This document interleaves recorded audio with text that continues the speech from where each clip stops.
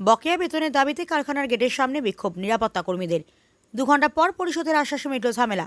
পশ্চিম বর্ধমান জেলা সালানপুর থানার কল্যাণেশ্বরী ফাঁড়ির অন্তর্গত নাকড়াজড়িয়া অঞ্চলে অবস্থিত ইস্টার্ন ট্র্যাক উদ্যোগ প্রাইভেট লিমিটেড কারখানার গেটের সামনে আজ নিরাপত্তা কর্মীরা জোরদার বিক্ষোভ প্রদর্শন করেন।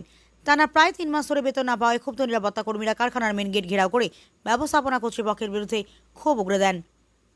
কর্মচারীদের অভিযোগ, গত 3 মাস ধরে তাদের বেতন দেওয়া হয়নি, যার ফলে দৈনন্দিন জীবনযাপন এবং সংসার চালানো কঠিন হয়ে পড়েছে।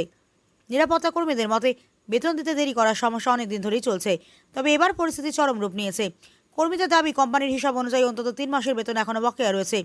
নিজেদের ন্যায্য পাওনার দাবিতে নিরাপত্তা কর্মীরা আজ সকাল 6টা নাগাদ কারখানার মূল গেটের অবস্থান বিক্ষোভ শুরু করে। আন্দোলনরত কর্মীরা জানান, বেতন না পাওয়ার কারণে ডিউটিতে যাতায়াতের ভাড়া তাদের কাছে নেই, এমনকি দৈনন্দিন খাবারের সংস্থান করা দায় হয়ে পড়েছে। এই কোম্পানির অন্যতম পরিচালক হিসেবে রয়েছেন সুভাষ কুমার কেডিয়া এবং জ্যোতি কেডিয়া। আক্রমণাত্মক ভাষায় বলেন, আপনি মাথা ঘামাবেন না, আমি বুঝে নেব, এটা আমার ব্যাপার। কারখানা মালিকের এই ধরনের আচরণে স্পষ্ট হয়ে উঠেছে কর্মচারীদের ন্যায্য দাবির প্রতি ব্যবস্থাপনা কর্তৃপক্ষ কত সংবেদনশীলতাহীন। কিসের জন্য? পেমেন্টের জন্য 3-4 মাস ধরে আপনার কতদিন পেমেন্ট হয়নি? কোম্পানি হিসাবে 5 মাসের, আমাদের হিসাবে 3 মাসের।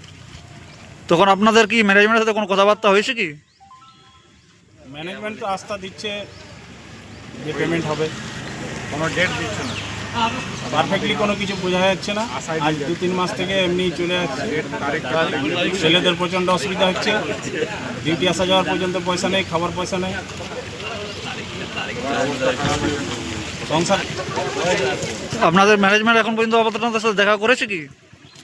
ম্যানেজমেন্ট, ঊর্ধ্বতন ম্যানেজমেন্টের সঙ্গে তো সেরকম কিছু হচ্ছে না। নিচের তলার ম্যানেজমেন্টরাই বলে যাচ্ছে যাবো না।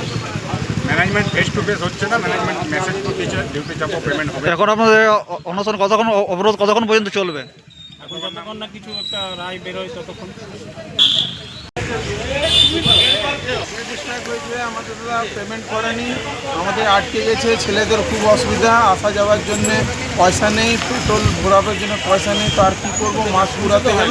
সেই জন্য আমরা শুধু কাজটা বন্ধ করেছি, শান্তিভাবে দেখি কী হয় তার পরিণাম। স্যার আছে, সে কথা বলবে, দেখি তারপরে আমাদের জানানো হবে কী হচ্ছে না হচ্ছে। আমরা শান্তিভাবে এখানে দাঁড়িয়ে আছি, আর কিছু না।